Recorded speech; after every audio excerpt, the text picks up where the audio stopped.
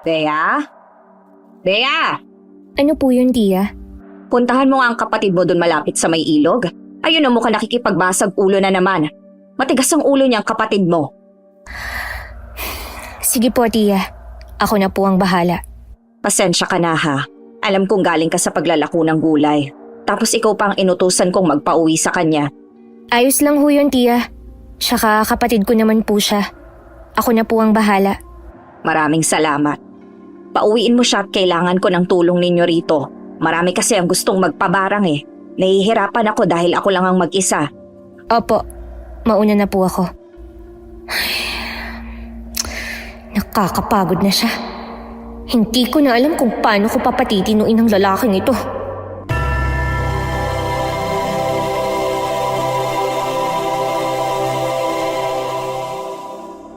Ano ha? Lalaban ka pa? Kikilalanin mong binabangga mo ha? Huwag ako! Utusan ko kayo eh. Kuya! Naku po, nandito na ang amasonak kong kapatid. Ano naman to? Wala naman. Nagbibiroan lang kami. Hindi ba? Hindi ba hoy? Ano? Tumango ka. Nagbibiruan? Bugbog sarado na tong isa. Biruan pa rin yan. Umuwi ka na. Hinahanap ka na ni Chang. Huwag mo akong inuutusan ha. Mas matanda ako sa'yo. Uuwi ako kapag gusto ko. O bakit? Ba't ganyan ka makatingin sa akin? May pakagat-labi ka pa. Pinipigilan mo ang galit mo? Totoo naman ah. Dapat sinusunod mo ang utos ko kasi kuya mo ako. Sige, umalis ka na. Umalis ka na nga. Hindi pwede. Ang utos sa akin ay iuwi ka sa bahay. Umuwi ka na nga sabi. Narinig mo ba ako o may diferensya na yung tenga mo? Ang utos sa akin ay iuwi ka. Ayoko nga eh. Huwag mo akong inuutusan. Babae ka lang. Ano? Narinig mo ako, di ba? Ano naman kung babae ako? Kung ano-anong sinasabi mo na malayo naman sa pinag-uusapan natin. Uuwi ka ba na kasama ako o ano? Sinabi ko na sa'yo, hindi nga... Aray! Aray! Ay, tama lang yan. Pukpukin niyo ang ulo ng kapatid ko. Sige, sipain niyo pa. Iganti niyo ako. Bea, tulungan mo ako. Binubugbog na nila ako. Ang dami nila. Anong magagawa ko?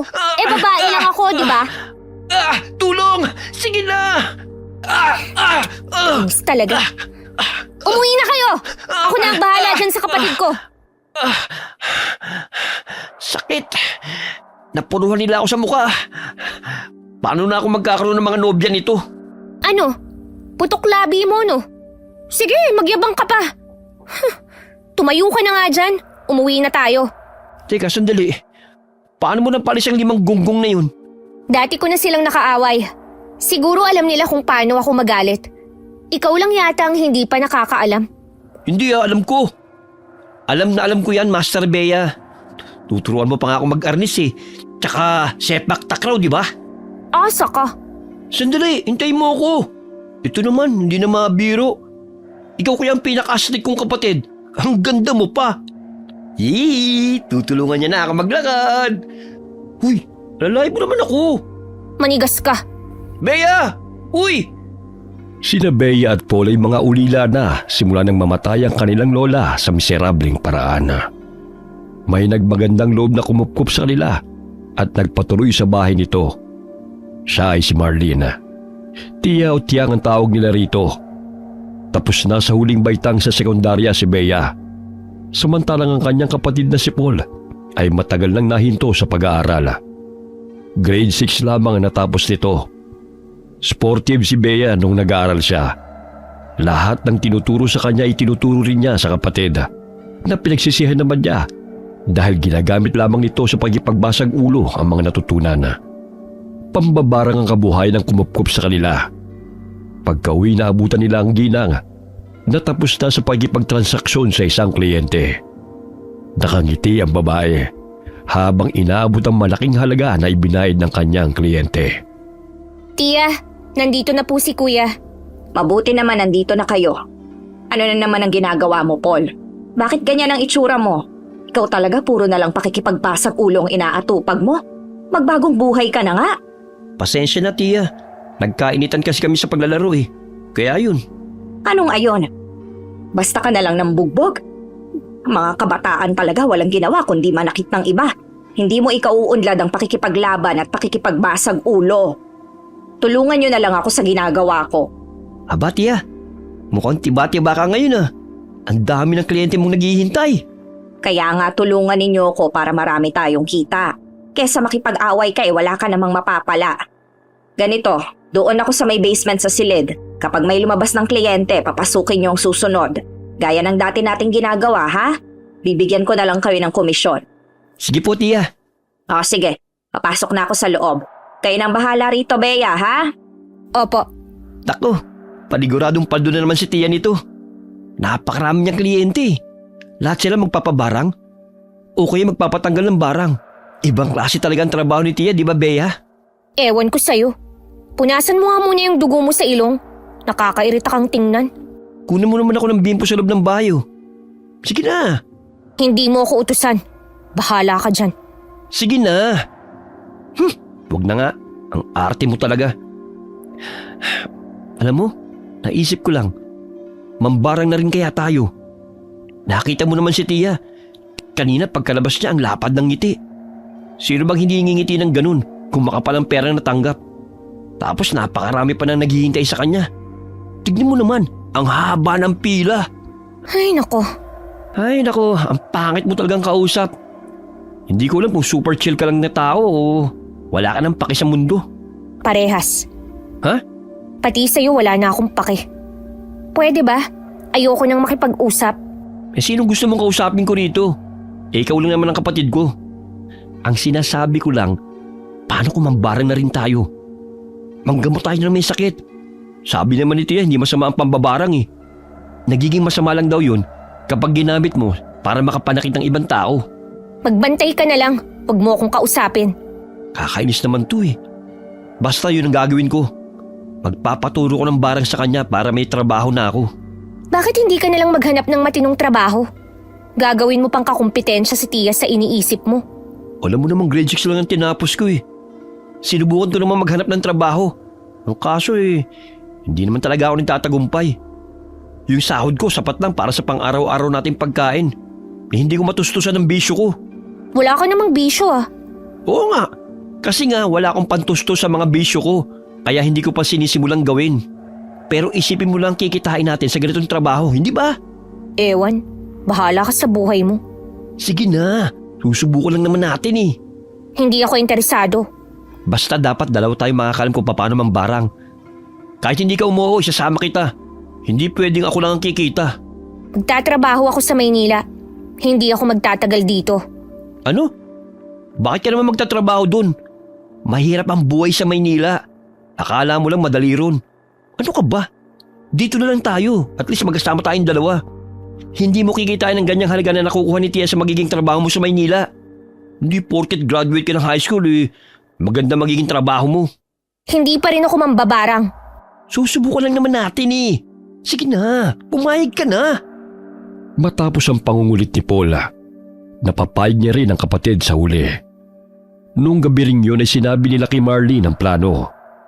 Natuwa naman ang ginang at sinabing tuturuan sila ng pambabaranga sa susunod na gabi. Dumating ang oras ng pinakahihintay ni Paula. Pumunta sila sa basement gaya ng sinabi ni Marlene.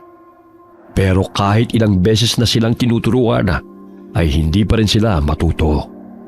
May nakakakilabot na presensya ang silid at para bang palaging may nakatingin. Kinakabahan si Paula. Pero si Bey walang emosyon habang nakamasid lamang sa ginagawa ng ginang. Natutuwa naman ako at nagkakaroon kayo ng interes sa paggagamot. Huwag kayong mag-alala. Ang panggagamot lang naman ang ituturo ko sa inyo at hindi ang manakit ng kapwa gamit ang pambabarang. Ayoko namang mangyari yun sa inyo. Oo nga po eh. Gusto rin po kasi namin gaya yung ginagawa nyo. Yung makatulong po sa kapwa. Talaga? Maganda yan. Totoo ba yun, Bea? Hindi po. Ang gusto niya ay gayahin kayo kasi malaki ang kinikita nyo. Sira ulo ko talaga. Bakit mo sinabi? Anong gusto mo? Pagsinungaling ako para sa'yo? Ay ayos lang yon. Ano ba kayong dalawa? Ganun naman talaga. Alam nyo, hindi rin kasi pwedeng tumulong lang tayo. May pamahiin kasi na kapag hindi tayo binayaran ng tinulungan natin, Sa atin mapapasa ang sakit, kaya kailangan nating tumanggap ng bayad para na rin hindi tayo mapahamak at may pantustos tayo sa pang-araw-araw. Tama po kayo dyan, Tia. Ayos yan. Paano niyo po pala natutunan ng mga ganyan? Base lang sa karanasan kaya ganon. Magpatuloy na tayo. Manood kayong mabuti, ha? At tandaan niyo ang lahat ng ginagawa ko. Sandali po, natatawa ako. Yung tono niyo po kasi para kayong magtuturo sa mga bata. Abay, mga bata naman kayo. Sige na, simulan na natin. Nakikita niyo ba itong bungo na hawak ko? Opo, hindi naman po kami bulag. Bea, Ayos lang, Paul. Sanay na ako sa kapatid mong pilosopo. 5 taon ko na kayong kasama kaya kabisado ko na kayo. Itong bungo na tong ginagamit ko sa pambabarang. paano po? Tsaka kaninong bungo yan? Baka kinuha niyo po yan sa may sementeryo, ha? Balita ko may nangunguha ng mga bangkay dun eh. Iniisip ko nga po baka aswang yun eh. Ha? May aswang bang kumukuha ng bangkay? Ang alam ko ay mga buhay na tao ang kinakain nila. Malay niyo po may upgraded na aswang na. Baka ayaw na nilang pumatay ng tao at mga taong patay nang kinukuha nila. Hindi na sila mahihirapan. Hindi pa sila mahalata. Huwag na nga natin pag-usapan ng mga aswang. Nandito tayo para matuto ng pangbabarang. Balik tayo sa bungo na ito. Ito ay bungo ng isang tiyanak. Sa oras na banggitin ko ang orasyon, magliliwanag ang mata ng bungo na ito. At dito natin makikita ang sakit ng taong binarang. Tapos po, ano po mangyayari? Ang gagawin natin, kukontrahin lang natin ang barang at ibabalik sa gumawa. Ay, sandali po. Nadidinig niyo po ba yun? May tao po yata eh. May nadidinig po kung tinatawag po ang pangalan niyo. Pupuntahan ko lang po. O sige, ikaw ba Bea? Kesa titigan mo ako ng ganyan, sabihin mo sa akin kung may tanong ka. Alam niyo po bang dating albularyo ang lola namin? Ha? Oo, kaibigan ko siya. Hindi ba kaya ako kayo inampon ay dahil nangako ko sa kanya na tutulungan ko kayo? Ang barang po ba'y makakapatay? Oo naman, kaya dapat mag-ingat ka sa paggamit. Bakit mo ba yan tinatanong? 5 taon na ang nakakalipas, pero hindi pa po siya nabibigyan ng hustisya. Bea, sigurado kung hindi gusto ng lola ninyo na maghiganti pa kayo. Hindi niya ugali yon. Kilala ko siya. Kaya sana, huwag ninyong isipin pa ang maghigante. Ang kailangan lang natin ay magpatuloy sa buhay natin ngayon. Hindi ko po kayang gawin yan. Bea, kung hindi mo gagawin, ikaw lang din ang mahihirapan sa huli. At sigurado kung mahihirapan din ang lola mo kung nasaan man siya ngayon. Turuan niyo po ako ng orasyon. Bibigyan ko kayo ng kopya ng orasyon na meron ako. Kailangan kabisado ninyo ang orasyon, ha? Saka isa puso nyo kapag binabanggit. Kasi kung labas lang sa bibig at ilong ang pagbanggit, hindi yan epekto. Opo, tiya. Tia, may gusto po magpagamot. Sinama ko na po sila rito. Sige, tamang-tama. Panoorin nyo kung paano ako manggamot ng nabarang para matuto kayo. Halika rito, Bea. Panoorin natin siya. Huy, ba't seryoso ka dyan? Palagi naman po akong seryoso. Hindi. Iba ang pagkatahimik mo ngayon eh. Parang may kakaiba. Panggagamot lang ang itinuro niya sa atin. Oo, kasi yun lang naman ang kailangan natin. Gusto ko pang matutuhan ng ibang gamit ng barang. Aba, bakit naman bigla ka naging interesado? Manood ka na lang sa kanya. Huwag mo akong kausapin. Napakasungit mo. Hindi ko talaga masakyan ang trip mo sa buhay eh. Panoorin mo siya kung paano niya ginagawa. Ang galing. Lumiliwanag nga ang bungo ng tiyanak. Sumalangit na Ay, hindi pala sumalangit. Kung nasan man siya ngayon, sana ay ayos lang ang may-ari ng bungo na yan. Lumakas ang ihip ng hangin. Oo nga. Bakit ganun? Yung mga kandila munti ka nang mamatay. Nakakatakot talaga ang basement na ito. Teka, basement nga pala to ha. Paano nagkaroon ng hangin na ganito kalakas? Ibig sabihin, malakas ang kapangyarihan. Alam mo, hindi ko alam kung anong katatakutan ko. Yung hangin o yung mga sinasabi mo. Bakit ganyan ka? Huwag mo sabi akong kausapin. Eh sino ba kasing kinakausap mo? Para naman tong ano? Matuto kang makipag-usap nang wala kang kausap. Weird naman ito. Bahala ka na nga. Kuya, Ako ba yan? O may iba kang kausap? syempre ikaw. Ikaw lang katabi ko. Hindi ka nag-iisip. Eh kanina lang sabi mo matuto ko makipag-usap nang wala akong kausap eh. Ano ba talaga? Naisip ko lang. Dapat siguro nating malaman kung paano mamparang para pumatay ng tao. Ano ba yung naiisip mo? Nakakatakot ka na. Si Ben na kapatid ko ba ba ang kausap ko? O ibang tao na to? Baka ikaw yung may-ari ng bungo. Maghihiganti tayo para kay Lola. Aalamin natin kung paano gumanti gamit ang parang. Nababaliw ka na. Hindi natin pwedeng gawin yan. Bakit hindi pwede? Malaya pa rin ang aswang na sumunog kay Lola. Sigurado akong galit ka rin sa halimaw na yun. Oo, nagalit ako sa nangyari. Pati sa aswang na yun. Pero masama ang gumanti. Galing pa sa'yo na mahilig makipagbasag ulo. Sorry naman. Pero sige, kung yan ang gusto mo, abay susuportahan na lang kita. Nagpasya pa ang magkapatid na mag-aral pa ng pambabaranga. Ngunit tumanggi si Marlene dahil masyado raw delikado ang ganong gawain. Dahil doon, nakaisip ng paraan na magkapatid. Kapag wala ang ginang ay palihim silang pumupunta sa basement para pag-aralan ng pambabaranga. Pinagsama nila ang kanilang natutunan sa lola nilang albularyo at ang natutunan nila sa pambabaranga. Wala si Tia ngayon. Pwede na tayong bumaba sa basement. May gagamutin na siya sa kabilang baryo eh. Hindi na rin makalakad yung kliyente. Kaya sila nang pupunta. Mukhang matatagalan siya bumalik. Sigurado ka ba? Oo, sigurado ako. Pagkakataon na natin to para pumusulit sa basement. Tara. Sige, tara na. Bakit may dala kang ballpen at notebook? Nakakita ka na ba ng nag-aaral na walang dala na ballpen at notebook? Meron, ako. Kaya ka hanggang grade 6 lang eh. Nakakatamad kayong pumasok. Mas okay yan tumambay. Kaya nga hanggang ganyan ka lang. Anong hanggang dito lang ako? Sama ng ugali mo ah. Hindi ang mga papel at panulat ang magdidikta ng kapalaran mo, kundi ikaw mismo. Nagsasalita ka na naman ng mga bagay na hindi ko maintindihan. Eh di wag mong intindihin. Ay, may joke ako. Sigurado matatawa ka rito. Bakit hindi marunong magtago ang mga isda? Sabihin mo bakit? Huy, sabihin mo bakit? Tigilan mo nga ako. Eh kasi, palagi silang nahuhuli. Nakakatawa, di ba? Ay, naku. Ito pa, may isa pa akong joke. Nandito na tayo sa basement. Mag-obserba ka sa paligid. Teka, may isa pa akong joke. Anong sabi ng manananggal sa breakup? Huy, sumagot ka. Ano ba? Tatadyakan na kita eh. Sabi niya, okay lang. Sanay akong mahati. Nakakatawa talaga yun. Grabe ang tama ko ron. Ha. Grabe, napaka-supportive mo palang kapatid. Hindi ka man lang natawa sa joke ko. Sige, may isa pa akong joke. Subukan mong mag-joke pa. Sisipain na talaga kita. Ito naman napaka-seryoso.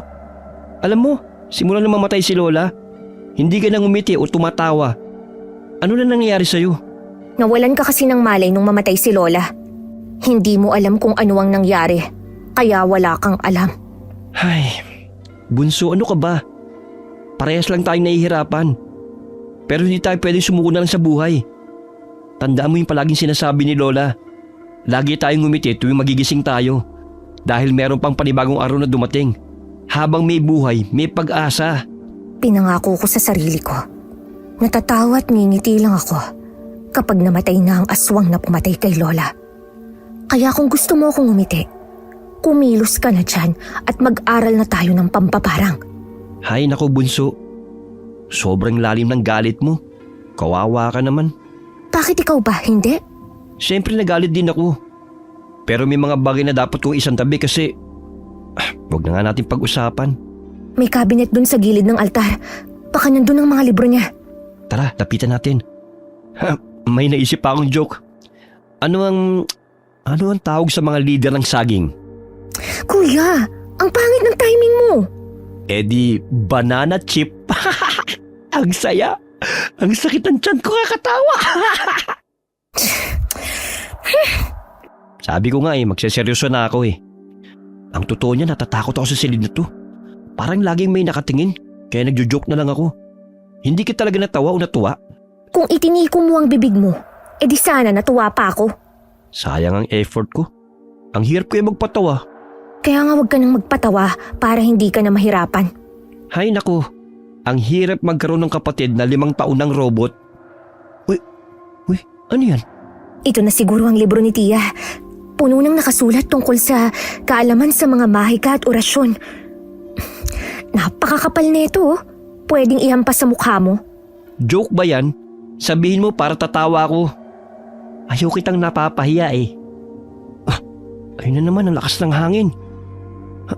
Tignan mo, nakatingin sa atin yung bungo ng tiyanak. Ha? Sabog ka ba? Paano yan makakatingin wala naman yung mata? Pakiramdam ko lang. Sandali, ilipat mo nga sa kabilang pahina ng libro. Parang may nakita akong drawing eh. Mga aswang to. Basahin mo nga. Hindi ko maintindihan eh. Ano bang lingwahe yan? Latin. Latin? Di ko yan alam. Alam ko to. Tinuruan akong magbasa ni Lola. Ang daya, ikaw lang tinuruan. Palagi kang nasa galaan eh. Alangang sunduin ka niya para lang turuan ka. Nasaan ang utak mo? Hindi ko rin alam eh. Hinahanap ko nga rin eh. Baka natapakan mo. Joke lang. Ito naman, sama na naman ang tingin mo. Hindi ko pa napapagod kakasimangot. Ikaw, hindi ka ba napapagod magpanggap na masaya? Alam kong mainitin ang ulo mo noon pa. Kaya wag mong itago ang totoo mong pagkatao. Ay, naku naman. Sa akin na naman po bumanda ang topic. Sige na, tignan na lang natin yung libro. Ano ba nakasulat? Nakasulat dito kung ano ang kalakasan at kahinaan ng mga aswang. Dito naman sa mga unang paksa kung paano mapalalakas ang kakayahan ng pangbabarang. Doon na muna tayo mag-focus kung paano mapapalakas ang paraan ng pagbabarang. Simula noon ay palagi na silang pumupusilit sa basement para mag-aral ng pambabaranga kapag wala si Marlene. Walang alam ang matandang babae sa kanilang ginagawa. Marami na silang nalaman sa loob lamang ng 1 linggong pag-aaral. Isang gabi, nagising sila dahil nakarinig ng malakas na pagaspas ng pakpak. Bea, narinig mo ba yun? Oo, Anong kinukuha mo dyan sa ilalim ng kama? yung yantok kong ginagamit pang arnis. Bakit? May masama akong kutob. Sa tingin ko naman malaking ibon lang yun. Pero hindi na rin masama mag-ingat. Tara, silipin natin. Pumagaspas na naman siya. Naku, mukhang hindi siya basta-bastang malaking ibon lang. Silipin natin sa bintana. Sinasabi ko na nga ba? Hindi siya ordinaryong hayop. Ang itsura niya parang pinaghalong mukha ng ibon at ng tao. Yung pakpak niya, sa braso niya nakadikit. Bea, okay ka lang ba? Bakit ka nakasalampak dyan? Tumayo ka nga. Katulad siya ng aswang na pumatay kay Lola. Ano? Sigurado ka ba? Hindi ko kasi naalala ang mukha niya. Wala kasi akong malay nun eh. Hindi ako makagalaw. Nanginginig ka. Kumalma ka lang. Huminga ka na malalim. Ano na? Gusto mo bang makarinig ng joke? Aray! Ang sakit ng yantok mo. Bakit mo ako pinalo? Nagagawa mo pang mag-joke. Kainis ka. Ano bang gusto mong gawin ko? Gusto mo ng tubig? Hindi. Bakit ka ba nanginginig? Natatakot ka ba? Hindi ako natatakot. Nanginginig ako sa galit. Ay, kumalma ka nga. Hindi ka makakapag-isip kung puno ng galit ang katawan mo. Hoy, Bea! Hindi ako makahinga. Acting lang ba yan? O nahihirapan ka talaga? Sandali, isasanggal kita sa pader. Kailangan ko ng hangin. Nawawalan ako ng hangin. Sino kumuha ng hangin mo? Diyos ko naman, hindi ko na alam ang gagawin eh. Ano? Straight mo yung katawan mo, dali. Tapos ano? Tubig, gusto mo ba? Hindi. Pumasok sa baga mo. Sige, huwag ka maingay. Ako, baka marinig tayo. Sige, ganito. Isasandal ko ang ulo mo sa pader. Inhale, exhale ka lang ha. Okay, inhale, exhale. Sige, tama yan. Laliman mo pa. Inhale. Exhale. Ang baho, Bea. Nagsipilyo ka ba? Tumigil ko nga. Inhale. Exhale ka lang. Sisilipin ko lang siya. Bakit? Bakit siya kinakausap ni Tia Marlene? Tumabi ka. Titingnan ko. Bigla siya nag-anyong tao. Parang magkakilala sila base sa palitan nila ng pag-uusap. Niyakap pa niya. Ano yun? Reunion? Uy, ayos ka na ba? Kaya ko na. Naaalala ko na. Siya ngayon, hindi ako pwedeng magkamali. Siya ang sumunog at pumatay kay Lola. Ha? Sigurado ko ba sa naalala mo? Wala na kasi akong matandaan eh. Ang naalala ko lang, may babaeng pumasok sa bahay natin. Pero sinalian niya ako, kaya tumalsik ako palabas ng bahay. Paggising ko, nasa labas ka na rin ng bahay at nakatingin sa bangkay ni Lolang nag-aapoy. Hindi ko makakalimutan ang puting buhok niya sa gilid at ang kwintas sa kanyang leeg. Parehas na parehas. Papatayin ko siya. Sandali lang, dito ka nga lang muna. Siya yun, kuya. Hindi ako nagkakamali.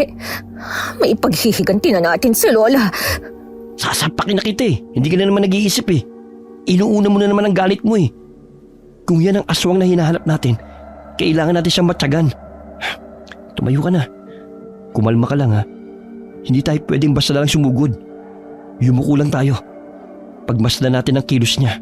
Paano mo yan nasasabi? Ito na ang pagkakataon natin, oh. Palalampasin mo pa. Hindi sa pinalalampas ko, Bea.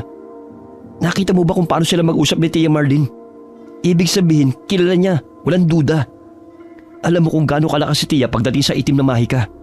Kulang pa ang kaalaman natin. Kung susugod tayo, mamamatay lang tayo sa huli. Hindi rin natin pwedeng kumprontahin si Tia. At baka may iba pang mangyari. O hindi ba? Ang galing ko mag-isip. Natatawa ka pa talaga sa sitwasyon na to? Hindi ako makapaniwala. Bunso, sa ating dalawa, ikaw ang nakakaalala kung anong totoong nangyari 5 taon nang nakakalipas. Alam mong inutakan si Lola kaya siya natalo, hindi ba? Mautak ang kalaban natin. Kaya dapat tapatan natin siya. Puisit. Oo na. Pero bakit siya nandito sa lugar natin? Yun ang dapat nating malaman. Paalis na sila. Sa tingin ko ay papunta sila sa silid. Sa basement. Parang gagamutin siya. Tignan mo. Duguan at sugatan ng aswang. Sundan natin. Sinundan ng magkapatid ang dalawa. Hindi sila nagkamali sa inisip. Pinapasok ng matandang babae ang aswang sa basement at ginamot ito. Nagtago ang magkapatid sa likod ng malaking cabinet para makiusyoso. Kitang-kita nila na ginagamot ni Tia Marlene ang halimaw habang pinagagalitan na para bang anak na dinidisiplina. Saan ka ba nagsusuot at duguan ka? Napakarami mong sugat. Wala na po kayong pakialam doon. Bata ka? Bakit ka ganyan sumagot sa akin? Wala kang galang. Alam mo naman ang dahilan kung bakit ako ganito sa'yo, di ba? 5 taon. 5 taon akong naghintay. Baka pwedeng maghintay ka pa ng konting panahon pa. Ginagawa naman na ng paraan. Ilang taon pa ba akong maghihintay? Sabihin mo na kasi kating-kati na ako. Tumigil ka na kasi sa gawain mo. Kaya ka napapahamak ay dahil kung saan-saan ka pumupunta. Paano kung matuntun ka rito? Maaapektuhan din ako. Intindihin mo naman. Manahimik ka na kasi. Tigilan mo na ito, anak. Baka ikamatay mo lang. Hindi ako titigil hanggat hindi ko nakukuha ang gusto ko. Anak naman, nakapaghiganti ka na. Baka pwedeng tumigil ka na. Tuloy pa rin ang plano na eh. Walang magbabago.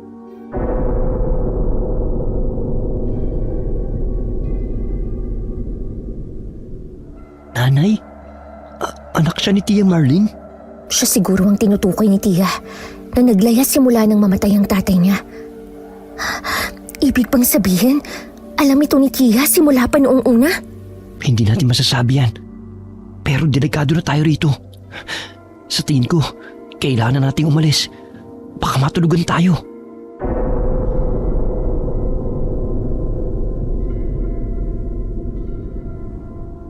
May nagmamatsyag sa atin, ay. Wala namang tao. Wala akong maramdaman. May ibang nilalang dito. Tamang-tama. Gutom ako. Mukhang may makakain ako ngayon. Naaamoy ko sila.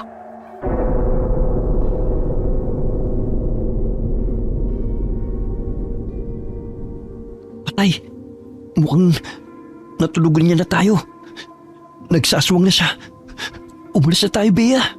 Nag-iisip pa ako ng paraan. Magtago lang muna tayo.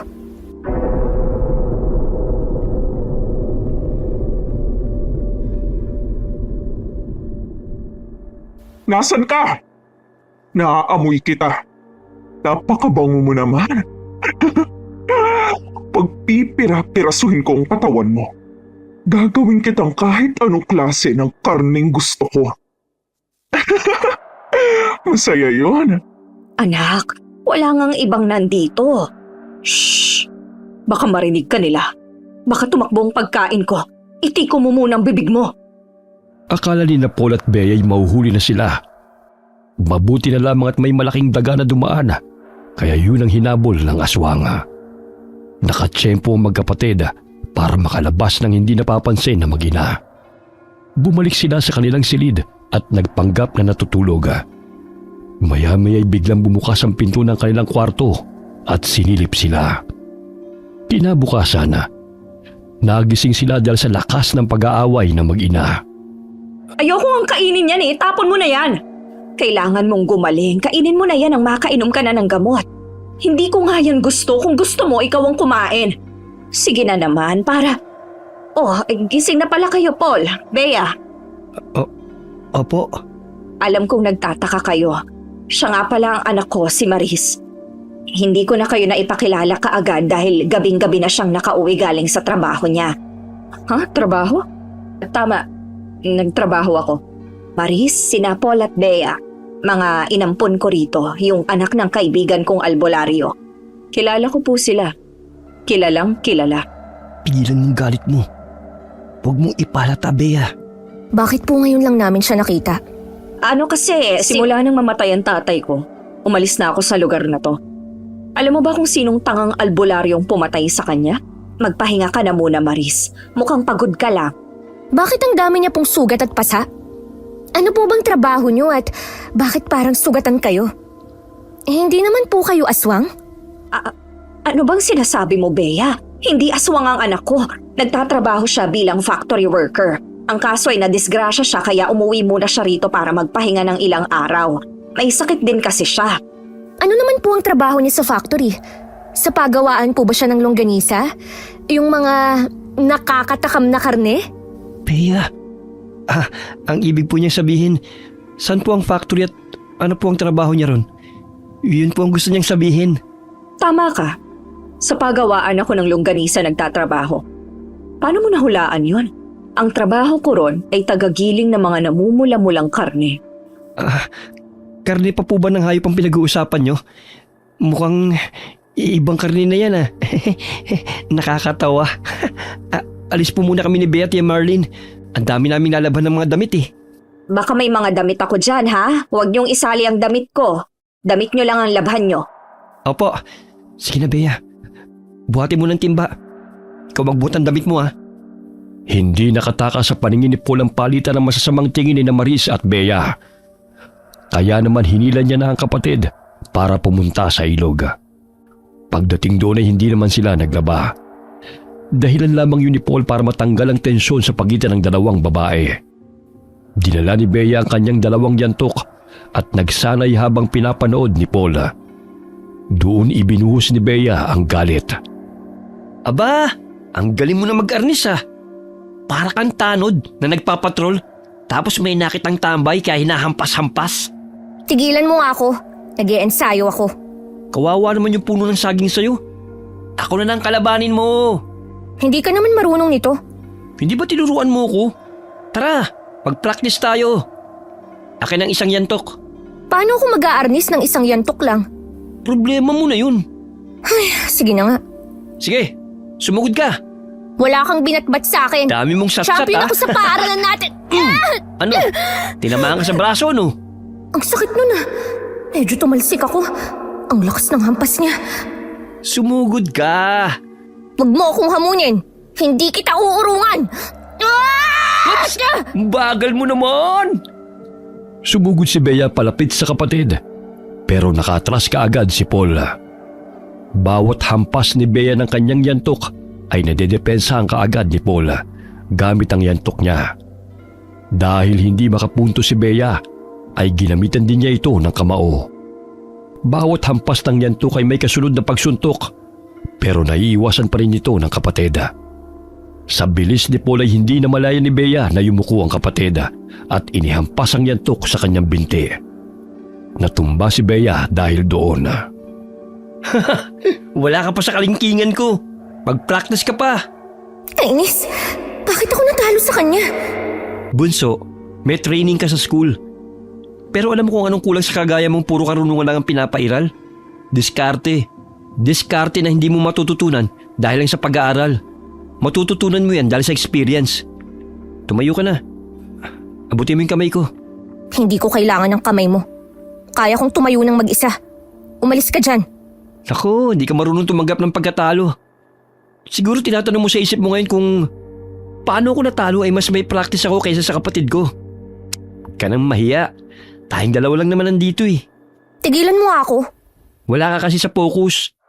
Alam mo, natuto lang ako kasi nakikipagbasag ulo ko kaya ganyan. Pero i-practice mo rin yan. Tapos sabayan mo ng mga sipang mong ginagamit kapag naglalaro ka ng sepak takraw. Bakit mas magaling ka? Ako lang naman ang nagturo sa'yo. Sabi ko na eh, yan ang nasa isip mo eh. Aminin mo na lang na mas magaling ako. Oo na. Manahimik ka na lang. Umupo ka nga muna. Mag-usap tayo. Anong pag-uusapan natin? Gusto mo bang makarinig ng joke? Anong tawag sa malungkot na pare? Tigilan mo ako. Hahampasin na kita, kuya. Eddie the Priest. Nakakatawa, di ba? Uy, sandali lang mag-usap muna tayo. Seryoso na to. Ano ba yun? Napansin ko mga tingin mo dun sa anak ni Tia Marlene. Bawasan mo yung mga ganong tingin. Hindi yun makakatulong. Paano ka nakakatiis no ang taong pumatay sa lola mo ay nakatira sa iisang bubong kasama natin? Sige nga. Kasi magaling ako magpigil. Bagay na wala ka. Huwag kang magpapahalatang may alam ka. Dahil baka tumakas lang siya. Narinig mo naman yung sinabi ni Tia. Ilang araw na mananatili ang babaeng yun. Ito na ang pagkakataon natin para gumanti. Hindi natin kailangang gumamit ang dahas. Anong ibig mong sabihin? Hindi tayo mahihirapang patayin siya. Ang gagawin lang natin, lasunin siya. Napagdesisyonan nilang lasunin si Maris sa pamamagitan ng paggawa ng sariling lason. Natutunan nila ito sa libro ng kanilang lola noon. Kada may ipapakain si Tia Marlene ay palihim silang naglalagay ng lason. Ilang beses nilang ginagawa yun pero walang nangyayari sa babae. Sinubukan nilang ipakain sa daga ang pagkain na may lason at namatay naman ito. Naisip nila na baka may sumasabotahe sa mga plano nila. Anong ginagawa mo? Nilalagyan ko ng laso ng pagkain. Iiwan ko lang siya sa lamesa. Para? Naisip kong may sumasabotahe sa mga plano natin. Gusto kong malaman kung sino yun. Magtago ka, kuya. Malalaman natin kung sino ang nasa likod ng mga palpak nating plano. Magtago ka. Sige nga, tignan natin kung sino yan.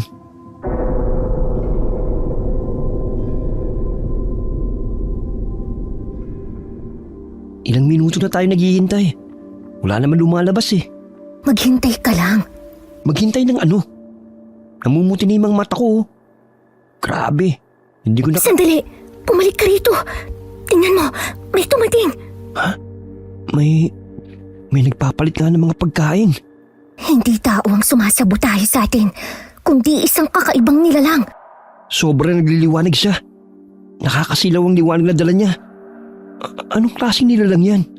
Ang tanong ay hindi, kundi anong klaseng nilalang siya at bakit niya tayo pinakikialaman? Hoy! Ano ka?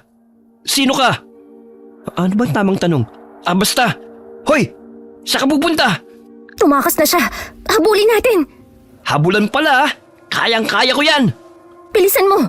Mabilis siyang kumilos. Lumabas siya ng bahay. Saan siya nagpunta? Nandun siya. Papunta sa masukal na daang yun. Sandali. Papunta na yan doon sa lugar na matataas ang talahib. Delikado dyan. Wala tayong dalang flashlight. Kuya, nagliliwanag na naman siya. Kaya natin siyang sundan. Halika na. Oo nga no. Ang ganda ng mahika niya. Ngayon ako nakakita ng ganyang nilalang.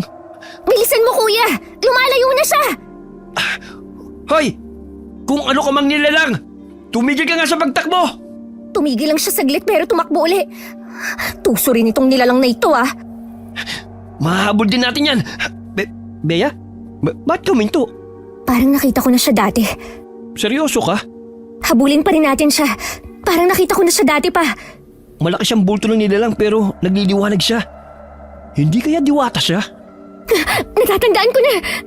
Nico! Nico ang pangalan niya. Hoy, Nico! Huminto siya. Ano to? Telenovela? Dahan-daan pa siyang lumingon? Nico! Ikaw nga! Wow! May reunion din sila! Bea? Halika, lumapit ka rito. Bea? Ay, hala. Pasensya na kayo ha. Baka nakaka-istorbo ko sa mga moments ninyong dalawa. Pero, paano kayo nagkakilala at sino ka ba? Lumapit ka rito, Nico. Bea, aray! Bakit mo naman piningot, Bea? Loko ka talaga. Akala mo hindi kita makikilala ngayong malaki na ako? Ikaw si Nico, yung kalaro kong maligno. Maligno siya, Bea? Oo, siya ang kaibigan ni Lola na maligno. Bakit mo sinasabotahe ang plano namin? Pasensya na. Utos lang sa akin yun ng inyong Lola Lina. Kaya ko yung nagawa. Utos ng lola namin? Paano mo naman nalaman? At paano niya sinabi sa'yo? Patay na si Lola eh. Aray! Pakiusap, Paul. Huwag mong ilapit sa akin ang asin. Bakit ka may dalang asin? Eh kasi aswang ang kalaban natin eh. Dapat meron tayong pananggalang. Hindi na mahalaga kung paano ko siya nakausap. Basta ayaw niyang matuloy ang plano niyong masama. Balak ninyong patayin ang aswang na yon. Ayaw ni Lina na maging kriminal kayo. Ginawa niya akong tagabantay ninyo. Si Lola Lina, kahit patay na siya, binabantayan pa rin niya kami. Nasaan na kaya siya ngayon? Huwag kayong mag-alala kay Lina. Maayos ang kalagayan niya. Nandun siya sa aming mundo at masaya siya ron. Di kami naniniwala. Paano kami maniniwala sa kagaya mo? Maniniwala lang kami kung nakausap na namin siya. Bigyan mo muna kami ng patunay na totoong si Lola Lina ang tinutukoy mo. Pangako, kapag may pagkakataon ay dadalhin ko kay Ron at bibigyan ko kayo ng pagkakataon na mabisita ang lola ninyo. Pero paano nandun siya sa mundo niyo, Nico? Nakita ko kung paano sinunog ng buhay ng aswang ang katawan niya. Katawan lang ang sinunog, pero wala ron ang espiritu ni Lina. Ano? Totoo ba yan? Totoo nga. Bakit ba ayaw niyong maniwala? Kaya tigilan niyo na ang paghihigante dahil walang mabuting idudulot yan. Hindi ko rin pababayaan ang lola ninyo sa lugar namin. Pero papaalalahanan ko lang kayo. Bago pa makatulog ang mag-ina, huwag na kayong gumanti pa. Hindi. Itutuloy pa rin namin ang plano. Bea, hindi mo kailangang maghiganti. Huwag ka nang manginialam sa plano namin. Dahil kung hindi, sisiguraduhin kung mawawala ka rin. Huwag naman. Grabe ka naman sa akin. Kailangan ako ng lola mo sa aming mundo. Maniwala ka na pag-utusan lamang ako. Paul, kausapin mong kapatid mo. Kung yan ang gusto ni Bea, hindi ako tumututol. Isa pa, hindi mawawala sa amin si Lola kung hindi dahil sa kanya. Magkakaroon lamang ng gulo. Hindi na dapat pang lumala ito. Pasensya ka na, Nico. Pero wala akong magagawa sa desisyon niya. Alam mo kung gaano siya kadeterminado kapag may gusto siyang gawin. Gusto mo bang makarinig ng joke? Eto na naman tayo. Ano yung joke? Biro ba? Saan kumakain ng mga guro? Saan? Sa turo-turo. Ay nako, wala talaga sa hulog ang biro mo. Bahala na kayo. Basta binalaan ko na kayo. Hindi ka malang natawa, Nico. Ang ganda kaya ng joke ko. Hoy, saan ka pupunta? Baliw ka na. Uwi na ako sa amin. Aba, sira ulo. Baliw na raw ako. Sa tingin ko nga rin. Nakita mo ba yun? May biglang lumitaw na lagusan sa kung saan. Tapos pumasok na siya ron at naglaho rin agad. Ang weird talaga ng mundo na ginagalawan natin. May mga bagay tayong hindi maipaliwanag. Pero, Bea, Ano? paano malalaman kung ang tao sa loob ng banyo ay babae o lalaki? Ha? Eh di hintayin mong lumabas. Aray, ang lakas naman ng batok mo. Hindi napigilan ng paghihiganti ng magkapatid. sa kabila ng babala ng malignong si Nico. Sinubukan ulit nilang nasunin si Maris. Ngunit napansin na ito ng babae dahil hindi nito binawasan ang pagkain. Sunod namang ginawa ng magkapatid ay sinubukan nilang gumamit ng baranga. Tiyempo na umalis si Marlene, kaya silang tatlo lamang naiwan sa bahay. Nagkulong sa basement ang magkapatid at doon isinagawa ang pambabarang. Sigurado ka ba sa gagawin natin, Bea? Alam mo na ba kung paano mangbarang? Kakayanin ko to. Kailangan ko lang ng matinding konsentrasyon. Pwede bang kunin mo ang libro ni Tia Marlene? Sigurado ka na ba? Masama ang kutob ko rito eh. Huwag na lang muna kaya natin ituloy itong plano. Tuwag ka ba? Hindi sa ganun. Pero alam mong makapangyarihan ng barang. Paano kung imbis na sa kalaban natin mapunta yung sumpa, sa atin ito umipekto? Alam mo rin na kayang ibalik ni Tia Marlene ang sakit sa may gawa. Kaya delikadong plano mo. Bahala na. Gagawin ko na to. Naiinis na ako sa itsura ng babaeng yun. Hindi ko na siya kayang makita pa. Hindi ko alam kung paano ka papipigilan. Determinado ka na talagang patayin siya. At gagawin ko ang lahat. Mawala lang siya. Kapag nakikita ko siya, naaalala ko ang pagtawa niya habang nasusunog si Lola. Hindi ako masaya kapag hindi siya namatay sa harapan ko. Kaya ba babarangin mo na lang ako? Ha? Maris? O bakit tumayo ka? Ituloy mo ang pambabarang mo. Bata ka pa pero marami ka nang nalalaman. Lumayo ka sa kapatid ko! Kuya Paul! Walang iya ka! Bakit mo siya inihagis? Grabe! Tumalsik ako nun Hindi ko akalain na mabilis pala siyang kumilos. Ano, Bea? Alam mo, hindi ka matutulungan ng pambabarang. Ang mabuti pa, talunin mo na lang ako. Mano-mano. Bea, mag-ingat ka! Mabilis siya kumilos! Eh di itapon niya yung libro ng barang. Wala naman palang kwenta. Halika! Maglaban na tayo! 2 laban sa isa ang naging labanan. Unang sumugod si Bea. Dahil hindi niya dala ang kanyang arnis, ay wala siyang pagpipilian kundi gumamit ng pisikal na lakas.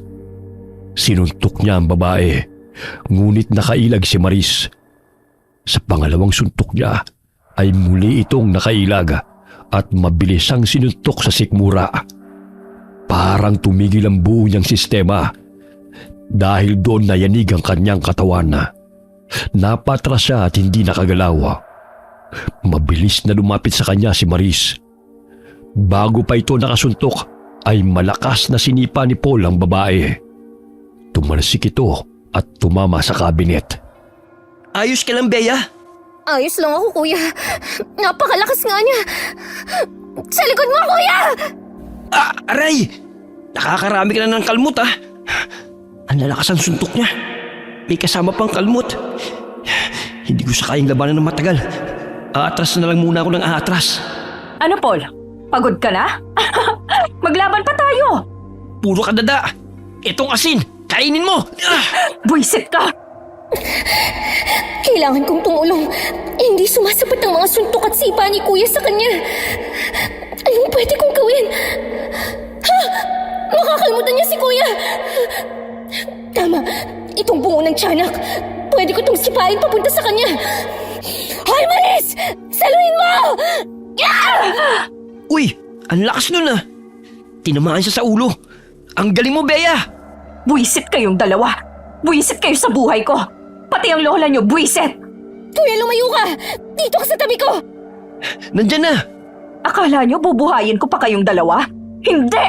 Papatayin ko kayo gaya ng pagpatay ko sa lola niyo! Kuya, nagwawala na siya. Sinisira niya na lahat ng gamit dito. Pabayaan mo siya, Bea. Basta alerto ka.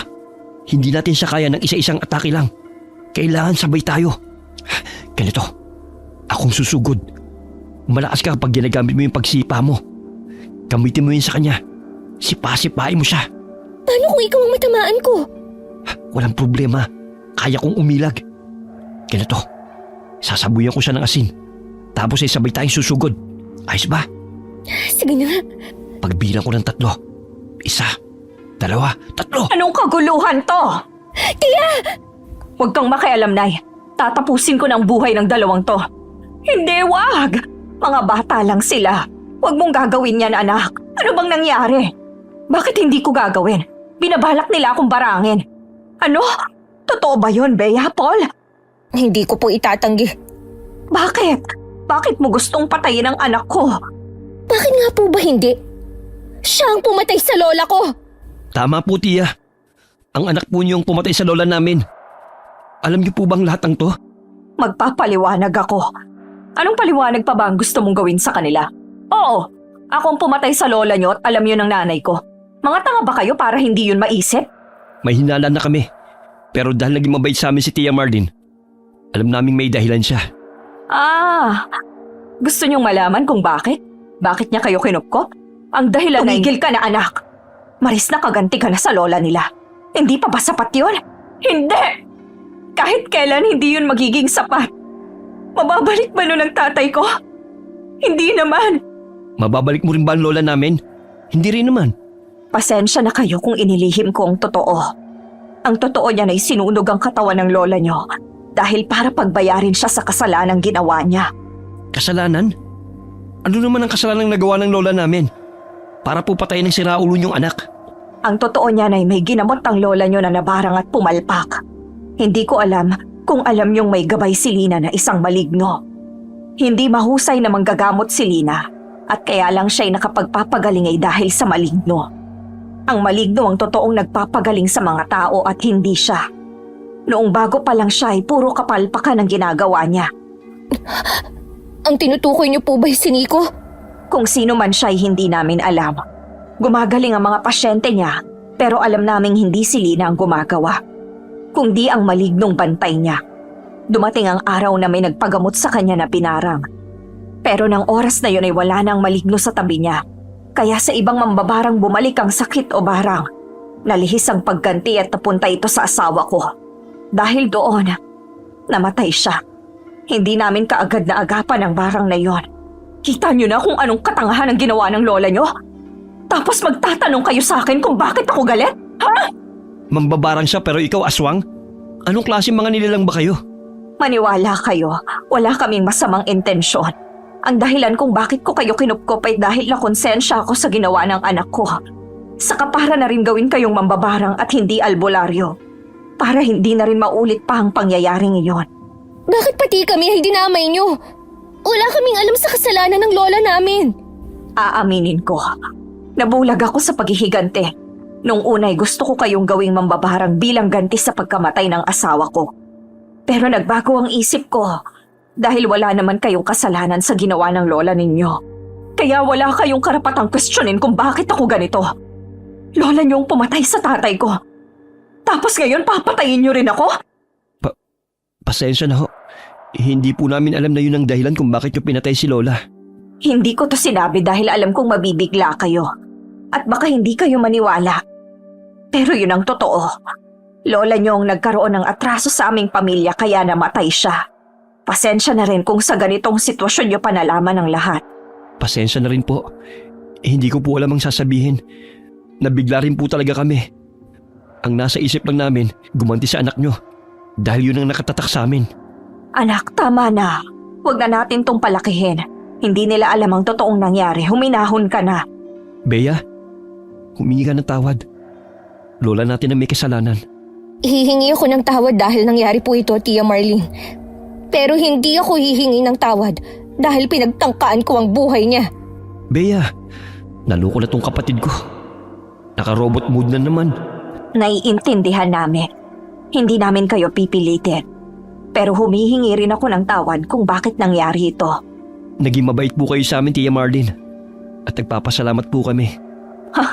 Pero sa sariling anak, hindi naging mabait. Pasensya na, anak. Kaya nga bumabawi na ako sa'yo ngayon. Magsimula tayong muli. Maghahanap na rin po kami ng bahay. Hihiwalay na po kami.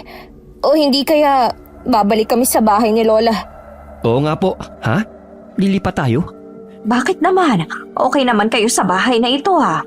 Hindi ko po kayang makasama ang anak niyo sa iisang bahay. Babalik na lang po kami sa dating bahay ni Lola.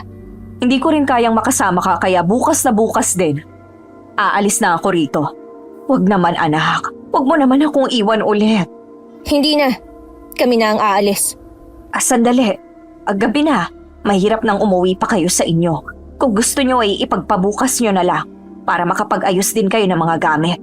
Sandali lang po Kausapin ko lang si Bea. Nababalo ko na ba, Bea? Ba't tayo babalik sa bahay ni Lola? Hindi ba ayaw mong makita ang bahay na yun? Mas okay na doon na tayo tumira. Paano tayo niyan? Wala pa tayong matinong mapagkakakitaan. Tsaka, nakakaya kay Tia Marlene. Nahihiya ka? Pagkatapos ng nangyari, may mukha ka pa bang maihaharap? Kaya mo bang makasamang babaeng dahilan ng pagkamatay ni Lola? Tapos, pinagtangkaan mo rin ang buhay? Kung ayaw mo, ako na lang. Maiwan ka rito. Uy, teka! Ako naman ang lagot kay Lola niyan. Alam mo, hindi kita pwedeng iwan Tinuruan niya tayong maggamot. Sapat na yun para kumita tayo gaya ng kinikita niya. Pumayag ang magkapatid sa pakiusap ni Marlene na magpalipas ng isang gabi pa. Kinabukasan ay nag-impake na sila ng mga gamit. Inabot sila ng gabi sa pag-aayos. Nang gabing yun lumiwanag ang kanilang silid. Sa sobrang liwanag nito, kahit nakapikit ay nasisinaw pa rin sila. Lumamig din ng matindi ang klima na parang binalot ng yelo. Pagkadilat nila, para silang nasa ibang dimensyon na. Ang dingding ng silid ay binalot ng mga halamang gumagapang. Kuya, nasan tayo? Hindi ko rin alam, Bea. Kanina lang nasa kwarto tayo. Baka panaginip lang to. Kung panaginip lang to, bakit magkasama tayo sa iisang panaginip? Hanggang dito ba naman sinusundan mo ko?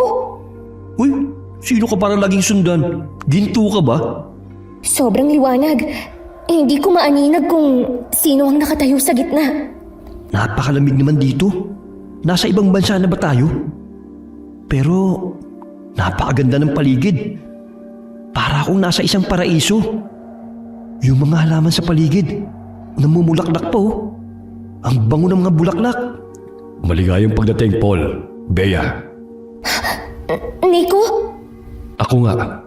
Anong lugar to? Ito ang lugar namin. Ako ang gumising sa inyo para magbigay ng babala. Babala na naman? Para saan? Kailangan ninyong umalis sa poder ng mag-ina. Huwag niyo nang patagalin pa. Bakit? Dahil hindi totoong magbabago sila. Pinaniwala lang nila kayong ayos na sa kanilang lahat. Pero ang totoo, gumagawa sila ng kakaibang ritual para ialay kayo sa Diablo. Diablo? Oo, tamang narinig mo. Kapalit ng kapangyarihang walang kapantay. Iaalay niya kayo sa Diablo. Hinihintay lang nila na tanggapin niyo ang alok na maging mambabarang. Sandali. Bakit kailangan pa nilang hintayin na tanggapin namin yun? Sapagkat kapag tinanggap niyo ang pagyakap sa itim na mahika, mas lalaki ang kapalit na lakas na matatanggap nila. Isipin niyo na lamang, kung pila kang ipapalit ay saktong halaga lamang ang makukuha nila. Ngunit kung ginto ang ipapalit, mataas na halaga rin ang makukuha nila. Kaya ganun. Seryoso ka ba? Seryoso. Kung ganun, hindi talaga siya naawa nung namatay si Lola. Kinupkup niya kami dahil gusto niyang mapahinog kami upang ipagpalit. Tama ka, Bea. Napakasama pala talaga ng mag-ina na yun Nawala respeto kay Tia. Paano naman kami makakasigurong totoo ang sinasabi mo? Nasa inyo na yan kung maniniwala kayo. Ako ay nagpapaalala lamang. Pero sana maniwala kayo. Kasi patay ako kay Lina kung hindi. Sa ngayon ay hindi nyo ramdam. Pero nang turuan kayo ng pambabarang ni Marlene, ay naorasyonan na kayo bilang paghahanda sa alay. Ano? Paano namin matatanggal ang sumpa? Makinig kayo sa sasabihin ko. Para matapos ito at mawala ang orasyon, kailangan nyo silang labanan. Paano namin magagawa yun? Si Maris pa lamang masyado nang malakas para sa amin. Kailangan nyong kunin ang mga gamit ni Lina sa dati nyong bahay. Sa ilalim ng higaan niya ay may baul. Naroon ang mahiwagang latigo na ibinigay ko noon sa lola nyo. Gawa yun sa baging na ang latigo ay may mutya ng anahaw.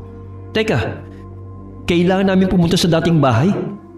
Hindi ba pwedeng gawan mo lang ng paraan para makarating kami kagad dun? Pasensya ka na, pero wala akong ganung kakayahan. Sarili ko lamang ang kaya kong dalhin kahit saan.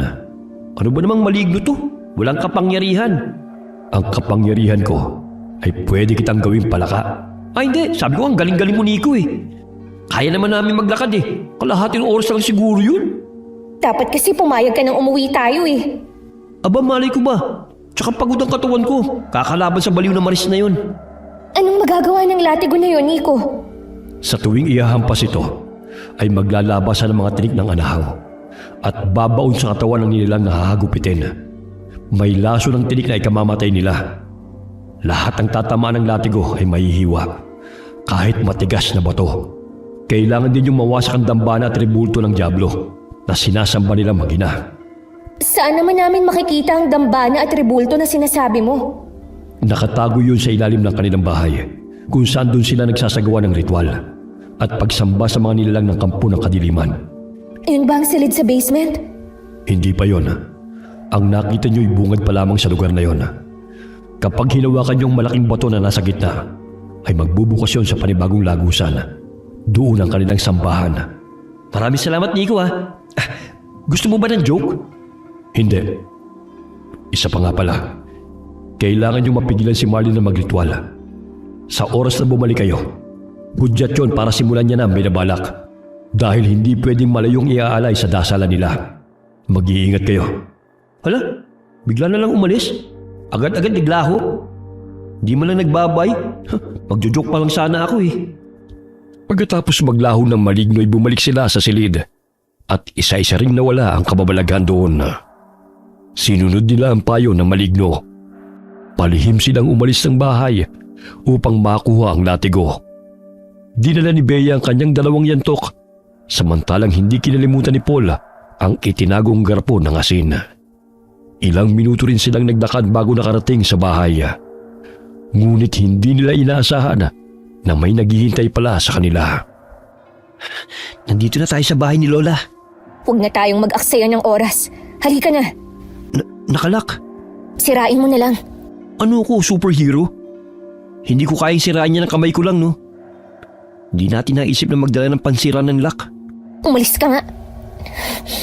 Itong yantok, subukan natin. May mga bato rin sa paligid na pwede nating magamit.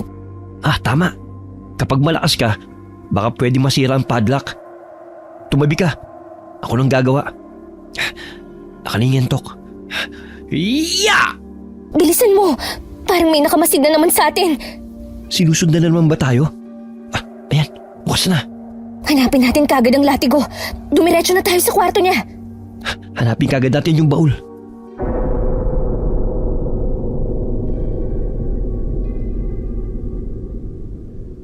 Nakita ko na ang baul.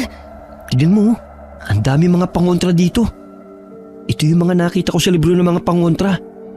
May asin, walis tingting, makabuhay, at kung ano-ano pa. Kumuha ka ng mga kaya mong dalhin. Teka lang, Bea. Ikaw ang hawak ng latigo? Miyanto ka na eh. Anong magagawa ng yantok ko kung malakas sila? O di sige, ikaw na lang sa latigo. Ako na lang sa ibang pangontra. Kukunin ko itong makabuhay. Ang haba nito. Mabuti na lang, may dala akong bag.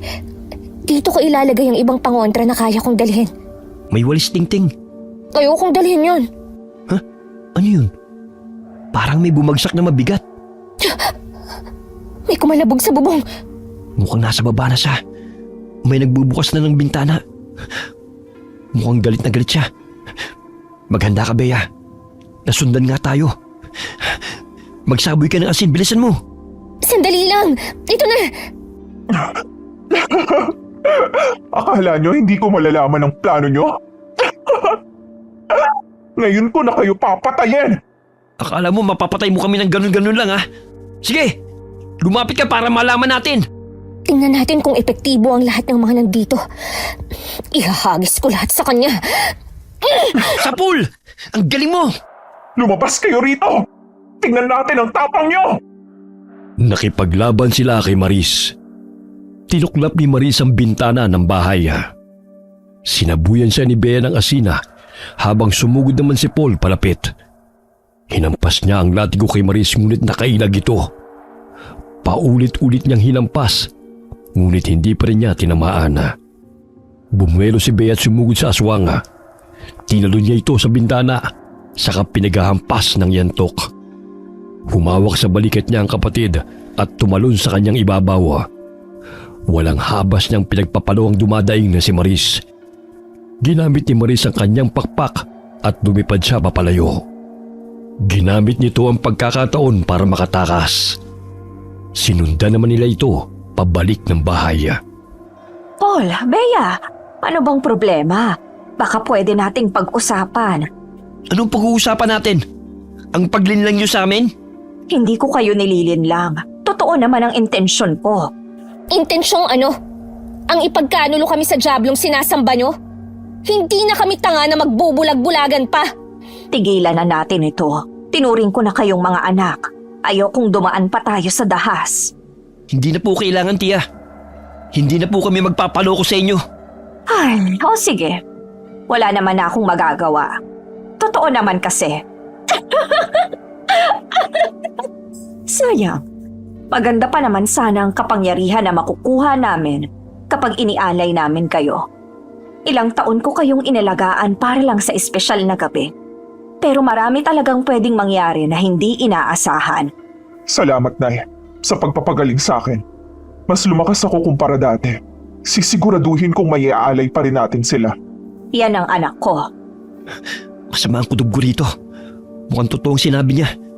Mas malakas nga ang aura niya ngayon. Umaalingasaw si Maris. Hindi ko alam kung bakit. Parang nararamdaman ko rin ang maitim na aura sa paligid niya. Kumapit ka, Bea. Pumapagaspasan na naman siya. Sobrang lakas ng hangin. Hindi ako makakita. Napupuwing ako dahil sa mga buhangin. Bea! Naloko na. Hindi ako makakita ng maayos. Nasaan na si Bea? Umalis ka sa ibabaw ka! Nasira ang yunto ko. Malakas na nga talaga siya.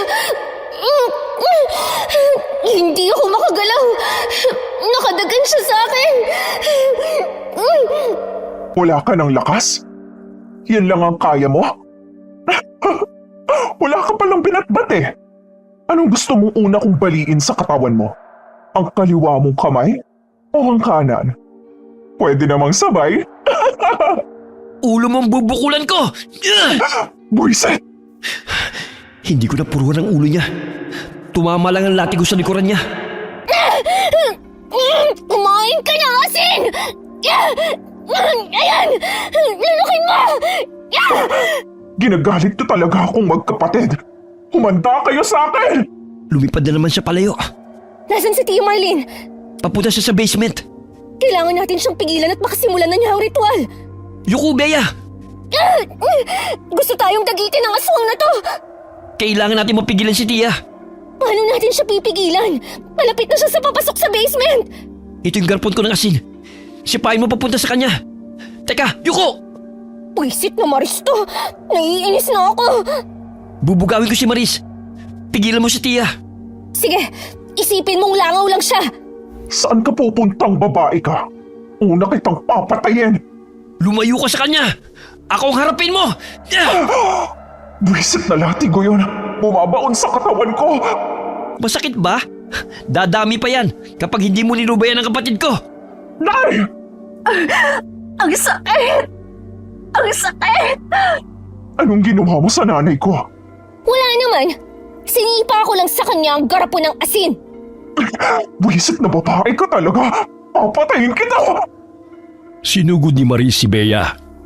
Ngunit sinalubong siya ng paglatigo ni Paul. Nahalata ni Paul na hindi mahawakan ng aswang ang latigo. Muling lumipad ang aswang at pasugod sa binata. Sa bilis ng halimaw ay muntik ng tamaan ng atake si Paul. Napadaing si Paul nang makalmot ang kanyang braso. Sa sobrang lalim ng hiwa nito ay halos mapaiyak siya. Samantalang si Bea ay sinusubukang pigilan si Marlene sa pagpasok sa basement. Subalit bigla na lamang siyang nahilo dahil sumama ang pakiramdam. Doon niya nalaman na tila umiepekto na ang dasal nito. Palapit na sana siya sa ginanga nang may humigit sa kanyang balikat at iniangat siya pataas. Nadagit na siya ni Maris, pero nahawakan naman ni Paul ang paa ni Bea. Bitiwan mo akong aswang ka! Bitiwan mo ang kapatid ko! Sigurado kang bibitiwan ko? Wag pala, sige. Higpitan mo lang pagkakahawak sa kanya. Wisit ka, kuya! Bitiwan mo na lang ang pako, kuya! Parehas tayong matatangay! Hindi pwede. Papatayin ko kayong dalawa. Sabay ko na lang kayong bibitiwan para magkalasog-lasog kayo. May puno. Puno! Puno, umiwas ka naman! Kailangan kong makakapit sa puno. Tama, may langis ako rito na inorasyon ni Lola. Ipapahid ko sa kamay ko para kapag nahawakan ko ang aswang na to, mabibitawan niya ako. Puno! Usog! Umilag ka! Ikaw nang umiwas kay Maris! Maris! Ayaw umilag ng puno! Ikaw na lang ang umiwas! Matutusok ako ng sanga! Bakit ako iiwas? Gusto ko ngang mamatay ka. Kainis na bitiwan ko siya. Leche! Binitiwan niya tayo! Walang hiyang aswang talaga! Kuya, kumapit ka sa sanga! Huwag mong bibitiwan ng latigo! Malalaglag ako! Dito lang ako nakakapit! Ligtas ka rito! Nakakapit ako sa puno! Sinempuhan ko talaga na palapit siya bago ko hawakan ang sanga. Ano bang ginawa mo? Nagpahid ako ng inorasyon ng langis sa hinawakan si Maris. Ang galing mo! Ngayon, paano tayo bababa? Hindi ko rin alam. Pasugod na naman siya. Wala talaga siyang kadala-dala. Ako napapagod sa kanya eh. Hihilahin kita papunta rito sa puno bago pa siya makarating. 1, 2, 3! Oh, ay salamat sa Diyos. Ligtas akong nakasampa. Tapusin na natin to. Kapag bumalik ulit siya, tatalon tayo sa likuran niya. Ipupulupot ko na latigo sa leeg niya. Malilibre na tayo pababa sa lupa kapag bumagsak siya. Saka natin siya papatayin. Meron akong mas mabisang pangontra pala rito. Mabuti at may dala akong bag na nilagyan ko ng mga pangontra ni Lola. Tama yan. Ay, paparating na siya. Hindi kayo makakatakas. Papatayin ko kayong dalawa. Ipulupot mo pa niyang mas madiin. Ito na nga. Bumagsak na siya! Kumilos na tayo! Tama na! Ayoko na! Sakit na mga palo ng latigo mo! Parang kakaiba ng sinasabi niya. Kinikilabutan ako. Ano yan? Ito? Di holy water. Huwag! Pakiusap! Huwag mo ibubuhos sa... Hindi naman kita binuhusan. Winisikan lang kita. Latiguhin mo ng sunod-sunod, kuya! Ito pa!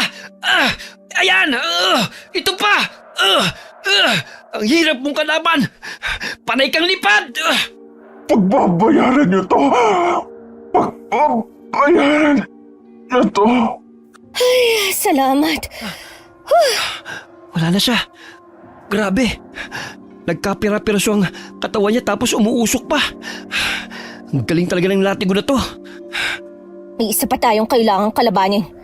Sa basement na yun. Napapagod na ako. Gusto ko na magpahinga. Puntahan na natin. Tapusin na natin to. Para tuloy-tuloy ang pahinga. Naglalakad na sila papunta sa basement nang maramdaman nila ang panghihina dahil umeepekto ng ritual na ginagawa ni Marlene. Nahihilo sila, nagsusuka at halos gumapang na habang palapit sa lihim na pinto na itinuro ni Nico sa kanila. Halos hindi na sila makahinga dahil sa malakas na kapangyarihan ng diablong bumabalot sa basement. Hindi na nila natagalan ang bigat ng presensya sa lugar hanggang sa nawalan sila ng malay. May enerhiyang humigop sa kanilang espiritu at dinala sila sa isang mahiwagang lugar. At doon ay nakita nila ang kanilang lola. Mga apo, Lola? Boses ba yun ng lola ko? Bea, Paul, Lola, nasa na naman tayo? Maliwanag na naman ang paligid. Langit na ba ito? nandito kayo sa lugar kung saan ako nakatira ngayon. Bumangon na kayong dalawa. Totoo ba to? Makakasama na kita, Lola? Hindi, pansamantala lang ito. Halina kayong dalawa. Samahan niyo kaming umupo ni Nico sa hapagkainan. Nandito ka rin, Nico? Oo, Nandito ulit kayo sa tahanan namin. Tahanan nyo? Teka, live-in ba kayong dalawa? Siraulo ka talaga, kuya. Aba, tumawa ka na, Bea. Hindi ka naman hid. Sa lugar na ito, pwede kayong magpakatotoo. Lola, payakap naman ako. Ay nako, ang apo kong to napakalambing. Lola, ang lungkot po nang wala ka. Dito na lang ako. Dito, palagi kitang makakasama. Oo nga po, Lola. Ayaw na po namin dun. Hindi pwede. May misyon pa kayong dapat gampanan. Misyon? Hindi naman po kami mga sundalo. Mandirigma. Mga apo, nandito ako para lang palakasin ang loob ninyo. Salamat at hindi niyo ako kinalimutan. Masaya ko ron. Pero hindi kayo nababagay sa lugar na ito. Meron ba kayong dapat tapusin? Pero Lola, malakas na po ang kapangyarihan ni Tia Marlene. Kung kay Maris nga ay nahirapan kami. Paano pa kaya sa kanya? Alam kong kakayanin ninyo. Pinalaki ko kayong malakas. Maraming salamat, Paul, sa pagtupad sa pangako mong patatawanin at pasasayahin mo ang kapatid mo. Kahit alam kong may pagkaseryoso kang tao, isinantabi mo ang sarili mong kapakanan at nilabanan ng emosyon para lang tumupad sa pangako. Hindi ko makakalimutan ang sakripisyo mo. Hindi niyo po alam kung gaano kahirap magpatawa ng robot. Inaral ko pa yung mga joke na sinasabi ko sa kanya. Nagtanong pa ako sa mga tambay sa lugar natin para lang magbigay sila ng joke. At kapag hindi ako natawa, binubugbog ko sila. Nakukornihan na nga po ako pero para sa'yo ginawa ko po, Lola. Alam ko yun. Sadyang napakabuti mong bata. Ipagdarasal ko kayong dalawa at binabasbasan ko. Sana'y maging matagumpay kayo sa inyong misyon. Lola, gusto ko lang malaman kung totoo ang sinasabi ni Tia Marlene. Totoo bang namali kayo ng pagbabalik ng barang? Hindi totoo yan. Ang totoo sila ang nambarag sa babaeng nagpagamot sa akin. At dahil sa hiling ng kliyente ko, ibinalik ko sa asawa niya ang barang na ginawa niya. Binarang niya ang babae dahil natipuhan niya ito, pero ayaw sa kanya. Kaya nang mapagaling ko ay sa asawa ni Marlene bumalik ang barang. At doon niya rin nalaman ng dahilan. Kapag binalik ang barang ay hindi na pwedeng muling ibalik pa ito sa biktima. Hindi niya yung matanggap kaya ginantihan nila ako. Pasensya na sa istorbo. Pero kainin niyo tong candy. Mahiwagang candy ito. Babalik ang lakas niyo rito. Dobling lakas ang may bibigay nito sa inyo. Tanggapin niyo na. Anong flavor to? Wala. Wala?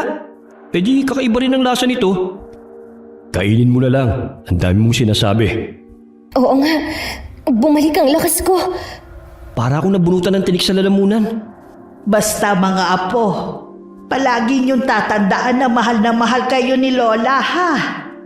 Palagi ninyong tutulungan ng isa't isa. Kayong dalawa na lang ang natitira kaya magmahalan kayo. Huwag niyong susukuan ang bawat laban. Humayo kayo at tapusin ang nasimulan ninyong misyon. Natapos ang kanilang pag-uusap matapos silang yakapin ang kanilang lola. Pagkagising nila, ay nakita na lang nila ang sarili na nakatali sila sa dambana sa basement. Nakaluhod si Tia Marlene sa kanilang harapan at nagsasagawa ng pagdarasal. Napansin din nila na nag-alay pa ito ng mga hayop at ikinalat ang dugo sa semento. Nakasindi ang mga itim na kandila. Nakita rin nila sa sahig ang putol-putol na katawan ni Maris. Pinilit ng magkapatid na pakawalan ng kanilang sarili sa pagkakatali. Nakalaya sila dahil sa pansamantalang lakas na ibinigay ng maligno. Ha? Paano kayong nakatakas? Hindi mo ba inaasahan, ha, mambabarang? Napakaiksi naman ang panahon. Nawalan ka na agad ng paggalang sa akin. Dahil hindi nararapat sa'yo ang galangin at irespeto. Sa bagay, wala na rin naman akong pakialam doon. Nakikita niyo ba ang itsura ng anak ko ngayon? Walang awa niyo siyang pinatay. Siya ang naunang sumugod. Gumanti lang kami. Kung ano man ang nangyari sa anak mo, kasalanan niya yun. Hindi namin kasalanan ito. Kasalanan ito ng lola ninyo. Kung hindi niya pinatay ang asawa ko, hindi ito mangyayari. Ang kasalanan ng lola namin ay hindi namin kasalanan. Ang kasalanan ng angkan ay kasalanan niyo rin. At hindi ako papayag na hindi ko makuha ang hustisya. Kuya, nakasambulat ang mga gamit nating pangontra sa sahig. Nalaglag pala sa bag ko. Nasa lapag din ang lati ko. Kailangan nating makalapit dun. Kunin mo. Guguluhin ko siya. Sige. Kung maghihiganti ka, maghihiganti rin kami sa lola naming nasawi. Dahil sa kagagawa nyo, hindi na tumatawa o naging masaya ang kapatid ko. Dahil din sa inyo, kailangan kong maging masaya at magpatawa kahit nabibwisit na ako. Hindi mo ba alam kung gano'n nakakainis yun? Hindi. At wala akong pake. At saan ka naman pupunta, Bea? Akala mo makakatakas ka? Nagawa niyang palutangin ng kapatid ko. Anong gagawin ko? Mag-dive kaya ako palapit sa latigo. Uy! Lumulutang na rin ako sa ere. Akala niyo ba kaya niyo ako? Hindi! Ikaw, Bea. Kamukha ka talaga ng lola mo. Kaya inis na inis sa'yo ang anak ko. Pero hindi kita papatayin. Huwag kang mag-alala. Dahil gagamitin ko yung katawan mo para mabuhay ang anak ko. Anong ibig mong sabihin? Simple lang. Ililipat ko ang kaluluwa niya sa katawan mo. Tapos maglalaho ang kaluluwa mo na parang bula. Wala na kayong laban sa akin. Sa bawat kumpas ng kamay at orasyon ay kaya kong gumawa ng makapangyarihang desisyon. Duwag ka! Ang sabi ko, duwag ka! At paano mo naman nasabi yan? Hindi mo ako kayang labanan ng mano-mano. Kaya gumagamit ka na lang ng mahika. Kasi nga, duwag ka! Oo, duwag ka! Hindi ako duwag. Malakas ako kesa sa inyo. Hindi! Matanda ka na! Malamang may rayuma ka na rin! Hindi totoo yan. Kahit dalawa pa kayo, hindi kayo uubra sa akin. Kung ganun, lumaban ka ng patas. Ibaba mo ako. Ano ako, tanga? Paano kung bigla ka na lang umatake? Ay nako, duwag nga siya! Wala to! Tumigil kayong magkapatid. Alam ko ang mga ugali ninyo. Sa loob ng 5 taon, kilala ko na kayo. Nagkakamali ka! Hindi mo kami kilala! Anong hindi? Kahit ang mga kilos nyo'y minamatsyagan ko. Kung ganon, alam mo bang gagawin ko to? Walang yaka. Hindi uubra sa akin ang kandilang tinapon mo. Nagawa mo pang damputin ang kandilang yan. Ngayon na, Bea! Sipain mo pupunta sa akin ng latigo! Ito na! Anong mga tuso talaga kayo? Ang tawag doon, diskarte! Ang sakit! Tama na! Bakit ka nasasaktan sa winiwisik ni Bea na holy water? Ano ka ba talaga, ha? Tama na! Masakit ang palo ng latigo mo! Nag-iibang anyo siya! Anong ibig sabihin nito? Isa rin ba siyang... Ha? Isa rin siyang aswang? Sinasabi ko na nga ba? Dahil aswang din ang anak niya. Malamang ay ganun din siya. Ginagalit niyo talaga ako. Nag-iba na ang desisyon ko. Papatayin ko na lang kayo. Hindi mo kami mapapatay! Daluunahan ka na namin! Bea, ituloy mo lang ang pagwisik ng holy water sa kanya! Hindi. Hindi ako pwedeng sumuko. Papatayin ko pa kayong dalawa. Pasensya ka na, Tia. Pero hanggang dito ka na lang. Napalood ka ba sa sakit ng palo ko, ha? Nakakatawa kayo. Aba, nagagawa pa niyang tumawa. Kahit ang dami niya ng sugot gawa ng latigo. Bea, wisikan mo pa siya ng mga pangontra mo dyan. Kahit anong gawin nyo, mananalo pa rin ang kadiliman. Nagkakamali ka. Magtatagumpay kami. Paano kayo magtatagumpay kung kayo ay may kasalanan ding katulad ko? Parehas lang tayo ng ipinaglalaban.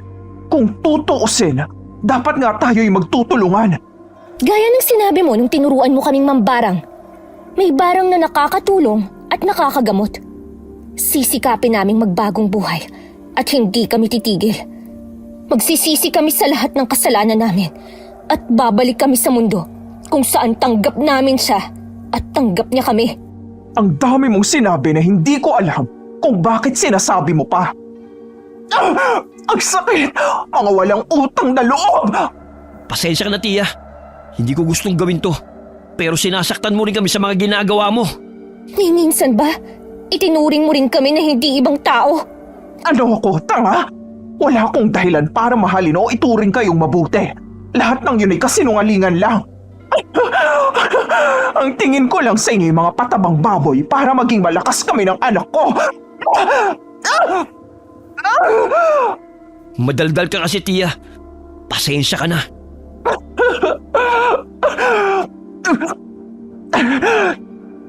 Mamamatay rin kayong dalawa. Mamamatay rin kayo. Mamamatay rin. Dahil lalo silang ginalit ni Marlene, hindi nila ito tinantanan sa paghagupit ng latigo at pagsasaboy ng holy water at asina. Hanggang sa unti-unting nalagutan ito ng hininga. Patay na ba siya? Sa tingin ko oo. Napuruhan natin eh. Bigla na lang naghiwa-hiwalay yung parte ng katawan niya. Pero bakit kaya nagawa pa niyang tumawa bago mamatay? Mayroon kayang ibang kahulugan yun? Hindi ko rin alam. Nararamdaman mo ba yun? Parang yumayanig ang basement. Niyayanig din ang dambana. Masama to. Kailangan na natin sirain yung rebulto. Sigurado kong aahaw ng demonyo. Nabasa ko to sa mga libro ni Tia Marlene. Kailangan natin tong pigilan. Wala na akong holy water. Pwede na siguro itong langis. Lalatigoyin ko yung rebulto hanggang magkapira-piraso. Wisikan mo na lang din ang langis mo. Halinhina nilang hinagupit ang dambana at rebulto gamit ang mahiwagang latigo hanggang sa magkapira-piraso. Sumiklab ang apoy sa mga kandila. Dahilan para kumalat ang apoy. Nagmadali silang lumabas ng bahay at saka pinagmasdan kung paano nilamon ng apoy ang buong bahay. Magkayakap silang nagdamayan. Sa wakas, natapos na rin ang problema natin.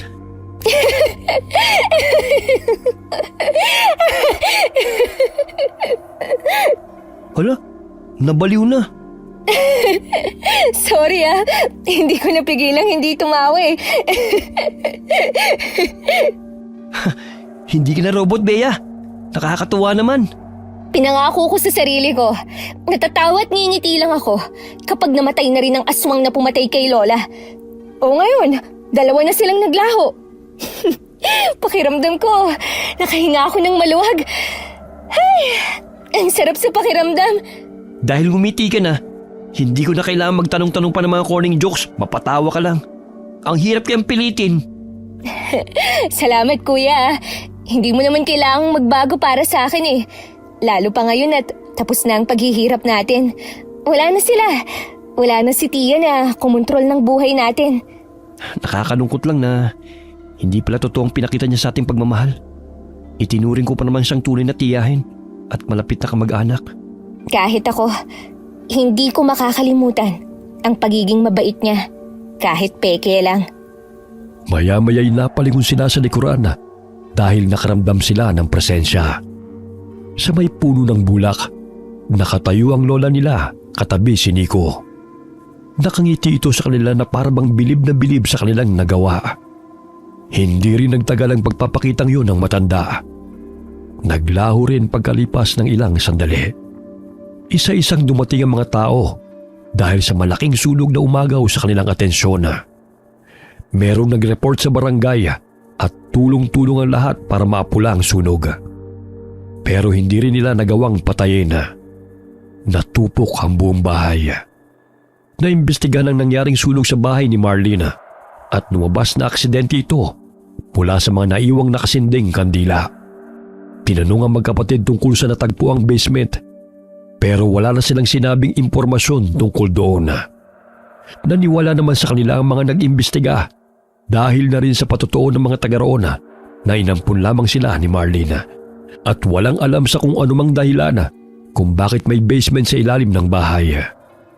Napagdesisyonan nilang bumalik sa dati nilang bahay at doon nagsimula ng bagong buhay. Nagtrabaho bilang tagapangalaga ng mga hayop sa isang farm si Paul.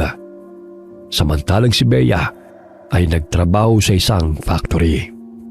Okay, sana po nagustuhan niyo ang kwento natin ngayon. Shout out po tayo kay Jesmar Hakias. Shout out kina Richard Cadano at Bernadette Arcalas. Happy birthday po sa inyong dalawa. Hi kay Jeneline Borromeo from Singapore. Hi kay Nilo Technician ng Mandaluyong City. Shout out kina Beth Royo at kay Jasmine. Shout out kina Billy Ray, Jenny May at Ray Buendia galing kay Lucy Buendia. Kamusta po kayo? Shout out sa Sibulan family, lalo na po kay Helen Sibulan. Shout out sa Asyong family from Antipolo. Hi kay Liam James Sereño from Caloocan City. Hi kay Jocelyn Fabregar from Morong, Bataan. Shout out kina Bianca Pineda and her family sa Shizuku Ken, Japan. Kina Ma'am Zenny and Dad Nathaniel Aquino from Isabela Province. Shout out sa Ensoy family and Alajay family from Cagayan de Oro City. Alright, marami pong salamat sa inyo and God bless us all.